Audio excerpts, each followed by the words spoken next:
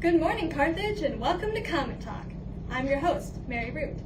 Today's episode is focused on the newly emergent face of climate change activism, Greta Thunberg. Greta is a 16-year-old Swedish girl who has managed to kickstart a global protest movement in just 1 year.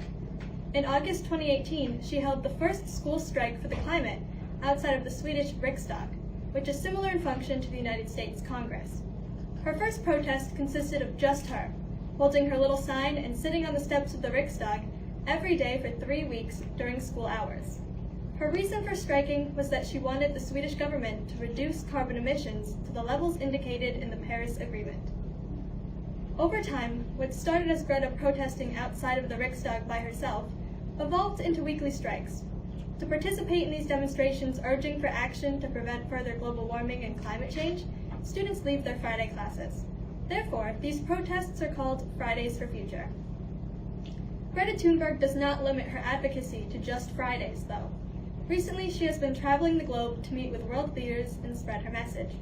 She has visited the Austrian World Summit R20, received Normandy's Peace Prize, and given speeches at various climate strikes held across the world.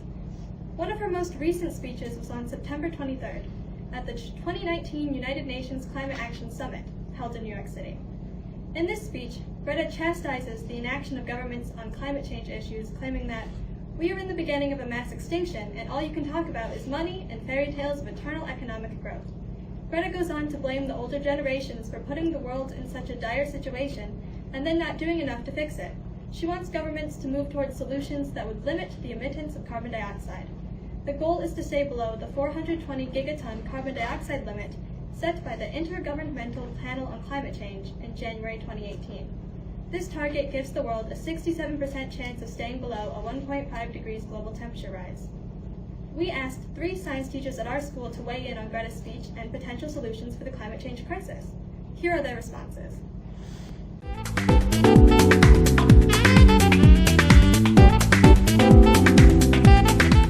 I would say that I feel conflicted about Ms. Thunberg's speech because I think that the importance of her message is necessary in the tone that she uses. I think I feel a little sad that it basically has to be a child to carry that message to our world leaders.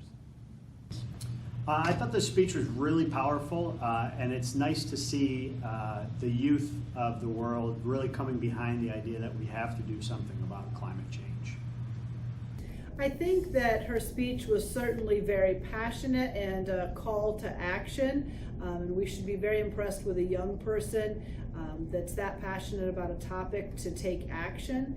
I think the challenge with a speech like that is often that it calls our attention to something but doesn't give us a clear plan of action.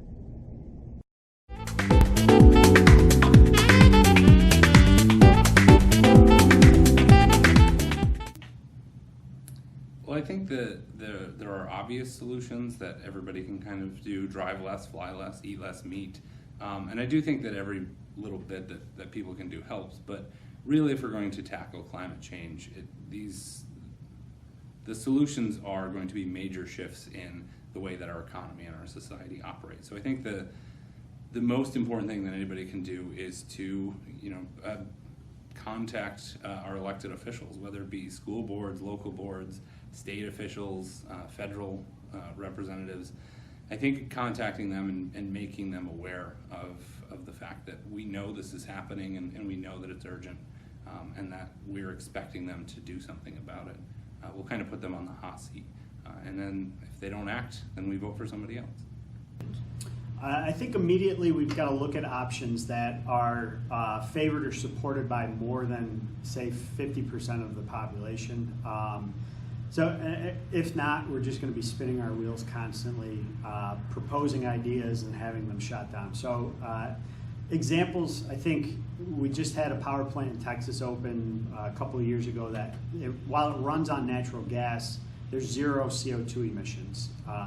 So we're still using the natural gas, which hopefully we eventually get away from, but at the same time we're not emitting CO2.